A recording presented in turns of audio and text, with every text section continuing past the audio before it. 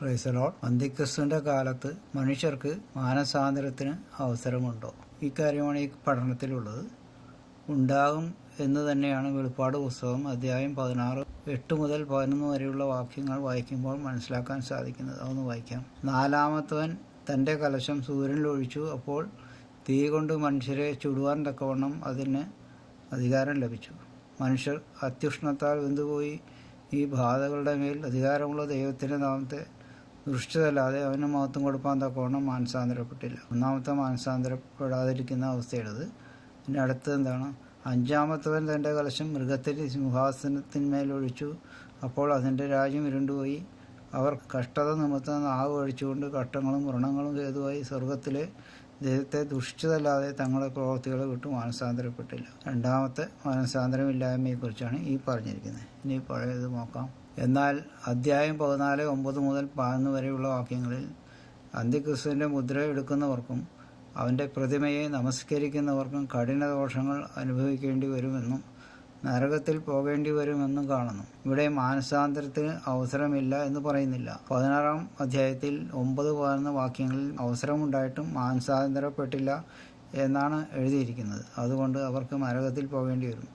അതിനാൽ 14-ാം അധ്യായത്തിലെയും 16-ാം അധ്യായത്തിലെയും വചനങ്ങൾ തമ്മിൽ വൈരുദ്ധ്യമില്ല. ഇതിലിപ്പോൾ മാനസാന്തരപ്പെടാൻ അവസരം ഉണ്ടായിട്ട് തയ്യാറായില്ല എന്നാണ് പറയുന്നത്. അവർക്ക് രക്ഷയുണ്ടായില്ല എന്ന് അവിടെ പറയുന്നു. അപ്പോൾ പിന്നെ 14-ാം അധ്യായത്തിലെയും 16-ാം അധ്യായത്തിലെയും വാക്യങ്ങളിൽ യാതൊരുവിധ കോൺട്രഡിക്ഷനും ഇല്ല. ചില വചനാധ്യാപകന്മാർ ചില സംശയങ്ങൾ പറയുന്നുണ്ട്. അതാണ് അടുത്ത് പറയുന്നത്.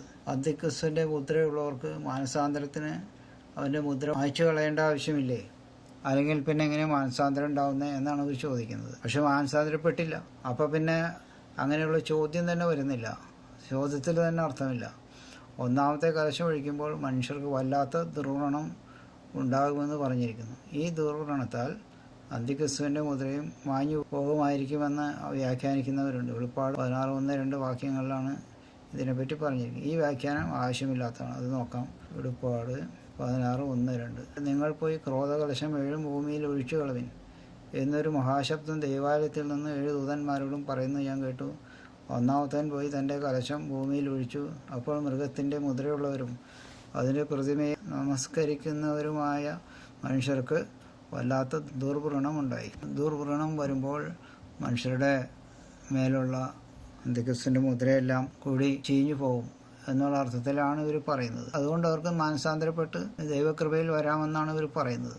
പക്ഷെ അതിൻ്റെ ആവശ്യം വരുന്നില്ല. കാരണം എന്ന് വെച്ചാൽ ഇത്രയൊക്കെ കഷ്ടങ്ങൾ സഹിച്ചിട്ടും ഇവരാരും മാനസാന്തരപ്പെട്ടില്ല എന്നാണ് പറയുന്നത്. 14 പ്രവചിച്ചു പറഞ്ഞിരിക്കുന്നത് അത് തന്നെയാണ്. മൂന്നാമത് വേറൊരു ദൂതൻ അവരുടെ പിന്നാലെ വന്ന് അത്യുച്ചത്തിൽ പറഞ്ഞത്, മൃഗത്തെയും അതിൻ്റെ പ്രതിമയെയും നമസ്കരിച്ച് നെറ്റിയിലോ കൈമേലോ മുദ്രയേൽക്കുന്നവൻ ദൈവകോപത്തിൻ്റെ പാത്രത്തിൽ കളർപ്പില്ലാതിരിക്കുന്ന ദൈവക്രോധം മദ്യം കുരുക്കേണ്ടി വരും.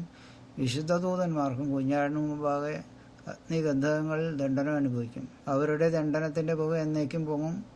മൃഗത്തെയും അതിൻ്റെ പ്രതിമയെയും നമസ്കരിക്കുന്നവർക്കും അതിൻ്റെ പേരിൻ്റെ മുദ്ര ഏൽക്കുന്ന ഏവനും രാവും പോലും ഒരു സ്വസ്ഥയും ഉണ്ടാവില്ല. ഇതിപ്പോൾ 2 തരത്തിലുള്ള കഷ്ടം ഇതിൽ പറഞ്ഞിരിക്കുന്നത്. ഈ ലോകത്തും കഷ്ടമാണ്, നരകത്തിലും പോകും. മാനസാന്തരപ്പെട്ടില്ല എന്ന് പറയും. അപ്പോൾ മാനസാന്തരം ഉണ്ടാവില്ല എന്ന് തന്നെയാണ് ഇതിൽ അർത്ഥമാക്കുന്നത്. പക്ഷേ കൃപാലുവായ ദൈവം അതിനുള്ള അവസരം കൊടുക്കുന്നു എന്നാണ് പറയുന്നത്. ഇത്രയൊക്കെ ദുഷ്ടത ചെയ്തെങ്കിലും കഷ്ടാനുഭവിച്ചതുകൊണ്ട് അവർക്ക് 1-2 അവസരം കൂടി കൊടുക്കുമെന്നാണ് പറയുന്നത്. പക്ഷെ അവരത് ഏറ്റെടുക്കില്ല. അവരുടെ ഹൃദയം പിന്നെ അവർ കഠിനമാക്കുന്നു എന്നാണ് നമുക്കിതിൽ നിന്ന് മനസ്സിലാവുന്നത്. അതുകൊണ്ട് ഈ അന്തിക്രിസ്തുവിൻ്റെ മുദ്ര മായ്ച്ചു കളയേണ്ട ആവശ്യമൊന്നും തന്നെ വരുന്നില്ല മാനസാന്തരപ്പെടാനായിട്ട്. അതൊരു കണ്ടീഷനല്ല. ഇതാണ് ഇതിൻ്റെ ചുരുക്കത്തിലുള്ള ഒരു എക്സ്പ്ലനേഷൻ.